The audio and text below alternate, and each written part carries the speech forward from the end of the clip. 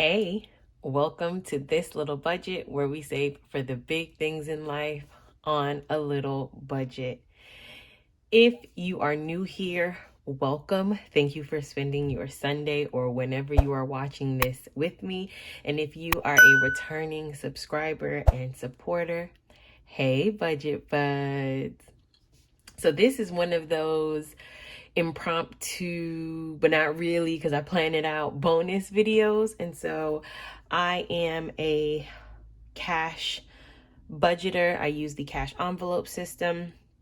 I get paid twice a month. I'm semi-monthly, so I get paid the 15th of the month and the last day of the month, whether the 30th or the 31st. And if it falls on a weekend, I get paid that Friday. Saying this so that you all can understand my upload schedule, I am going to always upload anywhere between the 14th and the 16th. So my paycheck budget with me for the first check of the month, as well as my cash stuffing. And I'm going to then be uploading videos at the end of the month into the beginning of the new month. So if you watched my August binge-a-thon, I closed out my second paycheck of the month, budget and cash stuffing. I updated my sinking funds and then did my monthly budget for September and set my monthly goals. And so those series of videos went from like the 29th or the 30th of August all the way into Labor Day weekend. So that is just my schedule. And then of course, when I have videos or time to actually do videos that I plan, I will. And when I say plan them out, I'm going to just show you really quickly. Guys, I keep a notebook of all of like my notes and things, and when I come up with different content ideas, not channel ideas, I like to write them down and flesh them out before I record. So based on the title of this video, cash envelope system, I'm just going to be explaining that, talking you through some tips on how you can get started, and yeah, hopefully answering any questions that you may or may not know that you have. So first things first, tip number 1. Well, before I get into that, let's just backtrack. Like the cash envelope system is a way or a type of budgeting system in which you use cash for all of your expenses. In this instance, I use the cash envelope system for my variable expenses, and I mean the ones that fluctuate a bit and that I have some control over. So groceries, gas, household items, not expenses. So like if I needed detergent, toothpaste, things like that. My personal spending, food, which is like eating out, fast food. I keep a category for my child. I know people who keep categories for their children or their pets. And then I have a miscellaneous, and so I use that for unbudgeted or just as a cash buffer in the event that I am short. And then those are my cash envelope cash envelopes, and those are my variable expenses. Those are things that I have to buy to live and sustain, but I can control some of what I spend or pay or allot to those different amounts. So that is what I mean by variable expenses. I do not use the cash envelope system for my fixed expenses. So those are my bills, meaning if I do not pay these things, that they have negative impact or consequences on me and my finances.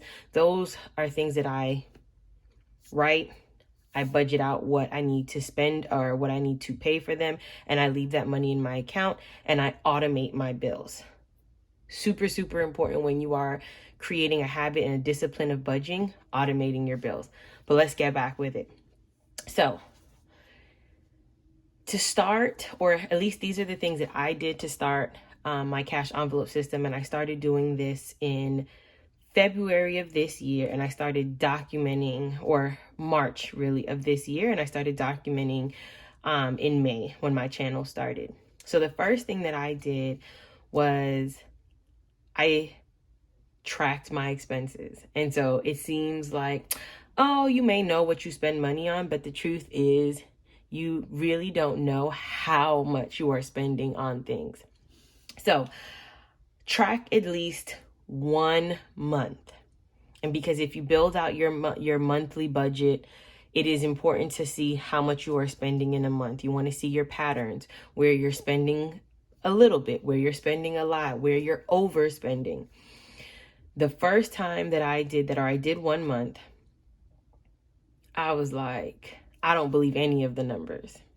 So I went back another month. So I did December, I went back to November, and then I went back to October, and then I went back to September. And it was really, really clear the pattern of which I was spending money on. And so just to name it, I was spending money on, of course, groceries, gas, so household, and I'm going to put an asterisk here and I'll explain why. I, of course, and I'm just going to put spending, but this included like if I was going to Dollar Tree, Target, Walmart, and it had nothing to do with household or groceries, TJ Maxx, Marshalls, Home Goods, all of like my guilty pleasure, aimless spending, Amazon. So all of that fit into this category here. And then if you are new here, I have a soon to be three-nager.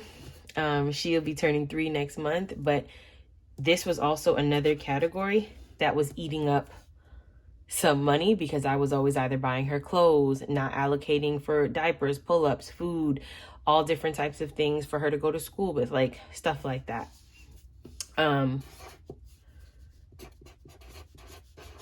So this is eating out fast food. This was another category. And then I'm just going to name this here. There were just some areas of miscellaneous spending. So track at least 1 month of your spending. And if you really want to get a good grasp on your habits and patterns of spending, go back at least 3 months. When you do that, and I've already sort of done this here, categorize those expenses. And so you can set your categories. These were my fundamental categories that kept coming up over and over and over again. So 1 through 6. And then of course 7 were things that like I would consider one-offs, like when I had to go get new glasses, when I had to go to the doctor for like my regular physical. That happens once a year or once every 6 months or whatever the case may be. So I categorize that as miscellaneous, and that is where my sinking funds comes in. And I will link my sinking funds video where I explain what sinking funds are in the cards above and in the description box below. All right. So now if you've tracked, you've noticed your pattern, you've categorized your spending, and now you get to see, man, where is my money going? And I'm going to stretch over and get this red marker. So these were my hot items. And this was also like in the pandemic, I was buying like Lysol wipes and all these hand sanitizer and different things. We were home all the time. I was like washing clothes, just putting things up, cleaning all the time. And so household was a big spend for me. I'll skip around. I know how to cook. I know how to make a meal to sustain myself, but I do not like cooking. I do not like the cleaning up that comes with cooking. I do not like leftovers. The things that I really like to eat that like my mom or my sister would make for me, I don't necessarily know how to make well. And so I figured, I can just eat out. So this was another place that took a hit. And I was talking breakfast, lunch, and dinner. My guilty pleasures, Dunkin' Donuts, Chipotle, Panda Express, anywhere that I felt like eating, I would go by. And if I felt like eating all of my meals out, that was it. Another place that took was just spending. Always on Amazon, Target, Walmart, and again, Walmart for like random things, not the things that I necessarily need or fell into another category. And then my guilty pleasures, Home Goods, TJ Maxx, like all of those things. And then of course, Lauren. And this was really like or, you know, my child was just, there were things that she needed and then things that I would be like, I want her to have that. So it wasn't necessarily need, but I want her to have those things. So I've tracked, I realized, or I categorized my spending. I noticed where a lot of my money was going, and I needed to start to regulate or set some limits. So that is step number 3, setting some limits on like what you are spending. And when I say set limits, I mean set some reasonable limits, right? So for instance, with groceries, after noticing my pattern of spending for those 3 to 4 months, I noticed that on average, every month I was spending around $350. Whether I was eating up all that food, whether that was snacks, whether that was in drinks, like at the grocery store on groceries alone, I was spending around $350. And so I said, I need to put that $50 elsewhere. So I'm going to set a monthly limit of $300. And so that means in my cash, this is my wallet where I keep my cash envelopes in here, and I've already spent groceries because I've been to Costco and Walmart. This is where I then would keep my cash for groceries. I would put $150 aside each paycheck. Before really getting into the cash envelope system and using cash, I started putting that money on my Cash App card. And then that card was what I took to the supermarket. So I started limiting myself on like, I really have to pay attention to what I'm spending and also keep a list. Because if you don't keep a list, lots of things end up in your cart. So that was the limit that I set for myself. Gas. Now, I was spending on average about $60 to $65 a month on gas. I share a car with my boyfriend, and so he uses it a lot more than I do, so he fills up more than I do. And then, of course, in the pandemic, I was working from home. Well, it's still a pandemic, but at the height of it, I was working from home and did not have to travel as much. And so a limit that I have set for myself, and it has worked, even now being back at work, is $50 every 2 weeks, which then $50 every time I get paid, which equates to $100 a month. And I will put a month here. So this is just what I give myself every time I get paid. Now, for household, I realized that this was a category that I just needed to separate from groceries, because either this was eating up my grocery money, or because I was spending all of the money on groceries, I wasn't leaving myself any household items. And for this, I'm giving myself $100 a month. Because this is a relatively new category and it's new to my budget, I have to try it out and see if this is too much or too little. But for right now, I'm giving myself $100 a month.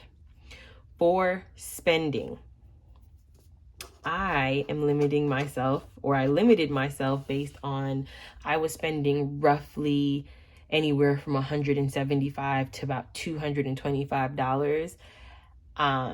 And I couldn't afford to spend that.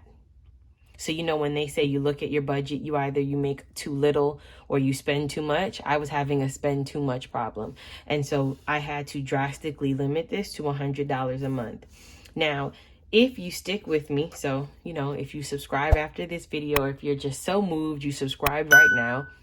When I do my October monthly budget, you're going to notice a change to this. And I did have to increase this amount, because I removed some sinking funds. I needed to account for where would that money come from in the event that I need to spend on those particular things. And so I decided to put it in spending. And so I definitely have changed this amount. Some months this amount works, some months it does not. For Lauren. Now, this is another one I had committed after I went crazy at Christmas, like crazy, committed that she wasn't getting any toys for the year, and I have stuck to my guns on that one. Her birthday is coming up, so I may, teeter just a little bit, but not too much. So really and truly, household is where now her pull-ups and things are going to come from. I do allocate cash from my paycheck directly into her bank account, and I consider that an expense. So really and truly, I only give her, sorry guys, $20 a month. And this is just for when she wants like a Happy Meal or like a little coloring book and crayons from the dollar store, things like that. If I have to spend more on her, so like for instance, shoes, clothes, we are now we are nearing the end of potty training. And so like big girl underwear and things like that, I allocate that from spending, or, you know, I discuss with her dad and we come up with an amount and he gives half and I give the other half.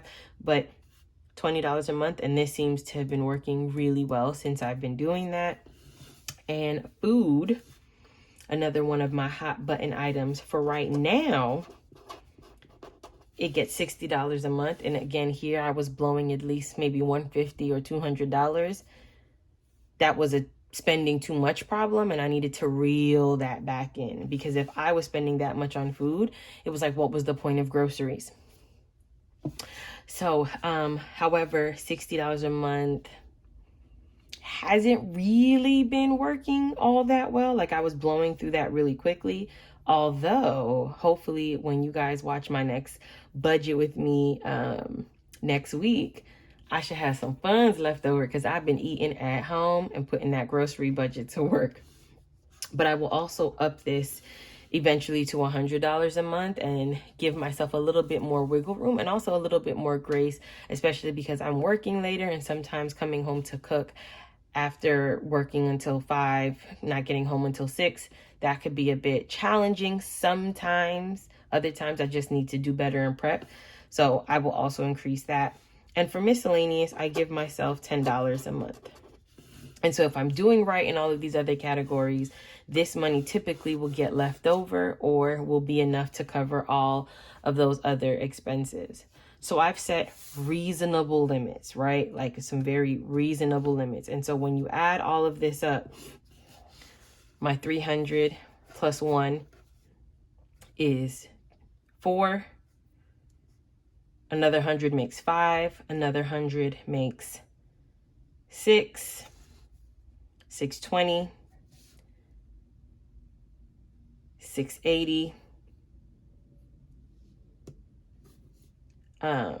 790 roughly. When I increase, there's one of these categories are getting increased. Roughly, this is what it is. It's about $800. Sorry, guys, $800 or so a month that I allocate to these variable expenses.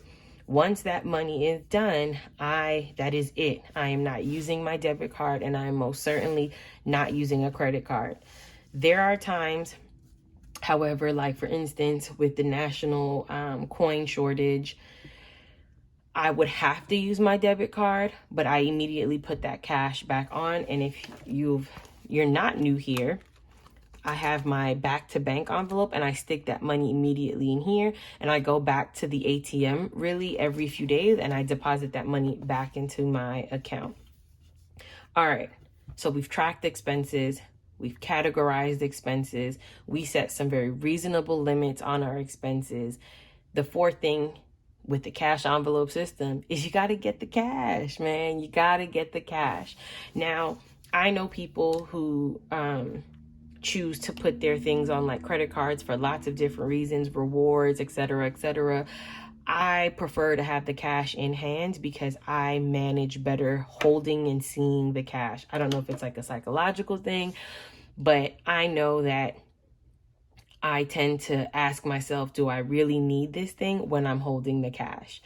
And when the cash is done, it's done. And it also makes me think about, how did I spend my money? Like when I'm swiping, I don't necessarily think about that until I'm stuck looking at my account balance and I'm like, oh crap, I spent something that I shouldn't have.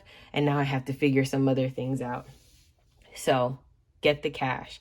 I get the cash when I get paid. So either the same day or the day after. I do not like to hold on to the cash before I need it because that's how I end up spending it. And you know how that goes. And if I wait too long, I end up using my debit card, and then it kind of just throws me all off. So I get the cash when I get paid. You decide when you want to get your cash. And then last but not least, create a system to keep your money or to keep your cash. And so for me, I got a wallet, cash envelope wallet, or planner turned into cash envelope wallet from Print Pression. I know Moterm has them, Amazon has them, like you can get them from really anywhere. I also had other wallets. I decided to use the cash, these little envelopes, and I got these made to fit into the wallet, and then of course to put the categories on them. Some people use cash dividers. Some people clip their money with a little note about what the money is. People have systems of folding their money and putting them in certain places. Whatever works for you. I know that there have been many times when I have pulled the gas money and used that to pay for food by accident, and then I would just take that money from food and put it back into gas. You know, when I was getting used to this, I was making like those kinds of mistakes. But I find that having this cash envelope wallet and being able to like really flip through and see like, okay, here's gas, I make fewer of those mistakes.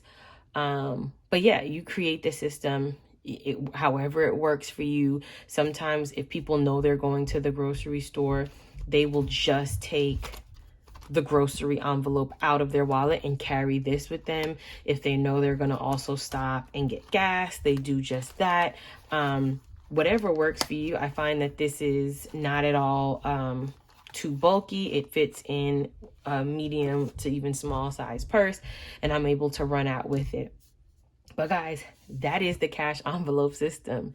Track your expenses, categorize your expenses, know where your money is going and where you need to make adjustments and some changes. So for me, household spending, Lauren, and food, those are my hot spots. And those are the categories that I needed to set some more reasonable limits. And now I have an amount that goes into my monthly budget. So I don't have to worry about how am I going to get groceries or how am I going to get gas to go to and from work, the thing that actually the place that pays me, because I've already allocated that cash and I've removed that cash from the money that sits in my account. So I know the money in my account is for bills. And if I'm lucky, and if I do this budget thing right, I got a little buffer to carry me through until my next paycheck. And then from there, you get your cash, you break it down into its appropriate categories, and you work the system. I have been doing this now, March, April, May, June, July, August, and we're like mid-September. So for about 7 or so months. Some months have been great. Some months I've overdone it, but I will say that this system works. It has kept me on track with saving. It has kept me on track of staying within my limit. Oh, and bonus tip, reevaluate often, right? Like for me, I knew after a while I needed household. Like after going through this system for a little while, I know I needed a household envelope. I know I needed to up spending in food because even in my best efforts, I still was going over because that drastic cut was maybe a little too drastic. Life changes, your budget changes. These things will change. And I know once student loans come back into effect at the end of January into February, these will probably have to change again, but that is the joy or the flexibility of the cash envelope system. You do what works for you and allow the system to be the thing that sets you on your path to financial freedom. But I'm rambling now at this point. This video has gone on long enough. Again, I appreciate all of your continued support. If you like this video and all of the other videos that I have on my channel, cash stuffings, budget with me's, and things like that, please consider liking, commenting, and subscribing because we would love to have you be a budget bud. Well, I'll see you guys in the next one. Bye.